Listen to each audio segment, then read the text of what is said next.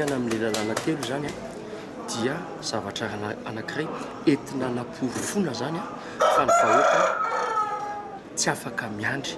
Eto koa zany dia mbola voaporofo indray fa ny filoha-pirenena zany Andrinirina Rajoelina miazakazaka be mihitsy hampandroso ny tantsika zany.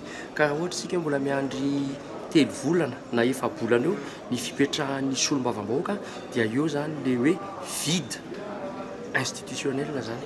Dia raha vao misy zany io vide io zany dia voatery zany miandry ny raharaham-pirenena nefa mila miazakazaka izy zay ngamba dia idirana azy manokana mihitsy no izay hoe miasa haingana tena miasa haingana zay.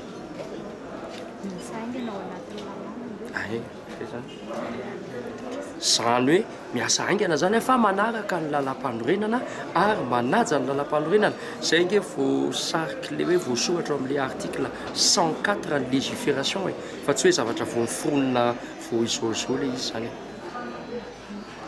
Navy moa zany hoe tena ilana ilay hoe fahefana avy aty amin'ny solombavam-bahoaka ahafahan'ny filohan'ny repoblika hiditra amin'izay hoe fandraisana fepetra zay ahafahany fanapahakevitra. Eo amin'izay fandraisana fanapahakevitra zany dia misy ny fifidianana zany momba ny solombavam-bahoaka zay ho iantso ny mpifidy zany ny gouvernement antsoatsy atao satria efa fantatra fa tapitra vao 5 février zao zany ny mandat-nay zany.